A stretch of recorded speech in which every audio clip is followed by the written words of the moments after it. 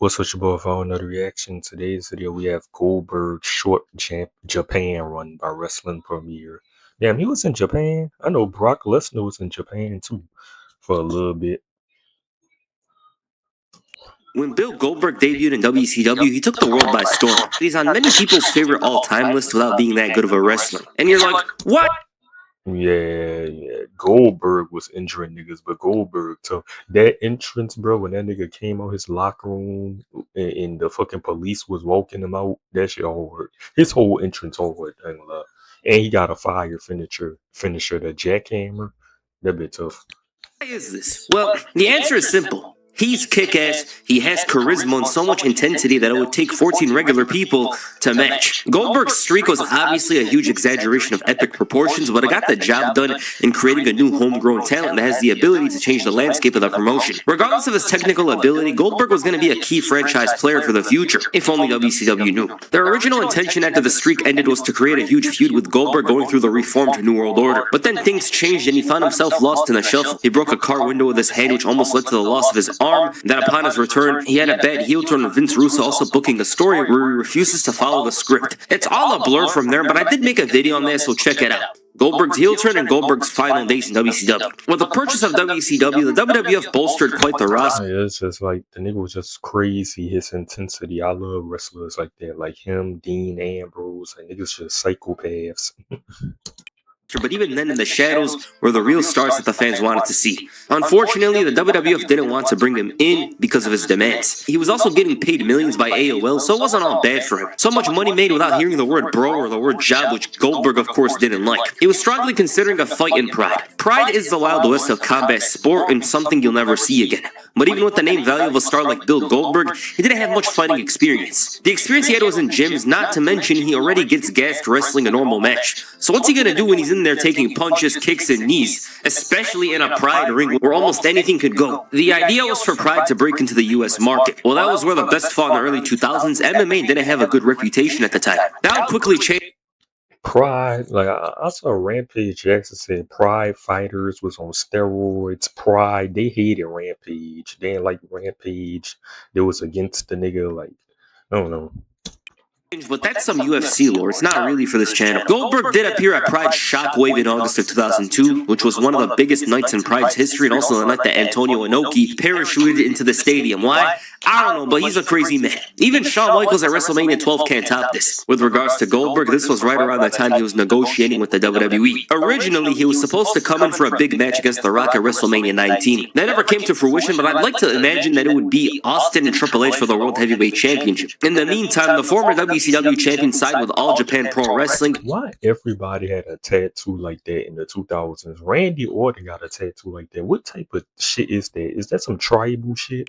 Like, I feel like a lot of niggas had this tattoo in the 2000s, bro.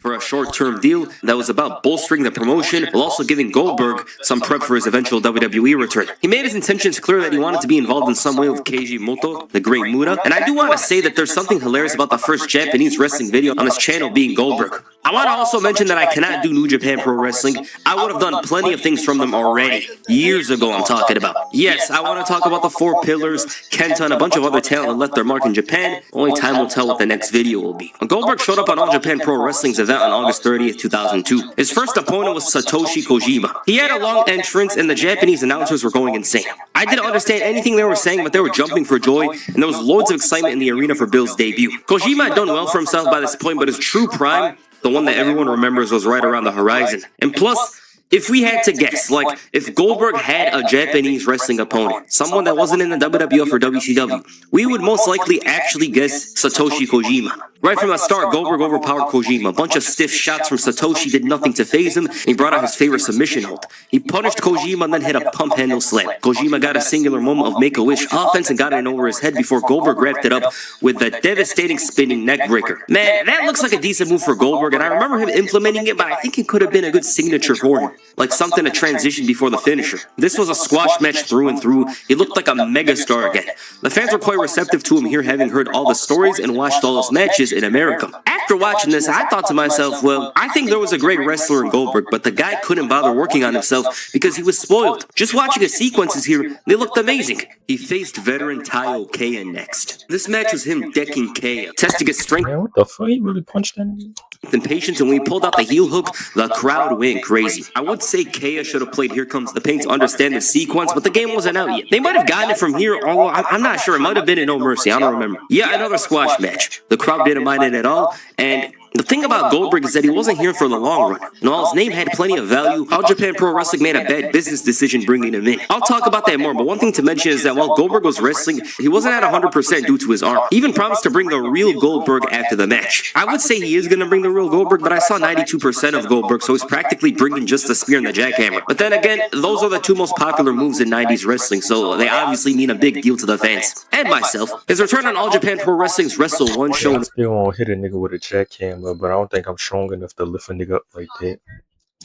November 2002 was against Rick Steiner. He had a great entrance again, looking focused and just driven on smashing his opponent in half. The dog faced Gremlin and Goldberg. What is this, 1998 WCW? He showed more here when compared to the previous matches, actually hit moves using his arm, and there was this good sequence here that you would not see Goldberg take often. He also the chair shot and this turned into a brawl. Goldberg took way more punishment than you usually see. They actually sold instead of doing that fake dizzy thing he did. You know when they strike him, he's like, oh, I'm dizzy. No, he sold here. And then he decked Rick Steiner with the spear and then the jackhammer. They even put some big graphics of the jackhammer on the screen, and it was off to Goldberg's final match in All Japan Pro Wrestling. This was Keiji Muto and Bill Goldberg up against Chronic. This was unfortunately Bryan Adams' final match. It was of course Brian Clark's as well, but Adams of course died 4 years later and suffered an injury here. A huge entrance for Goldberg. He came out of the station and walked straight to the Tokyo Dome. It took several minutes for him to show, but it adds to the legend and allure of Bill Goldberg.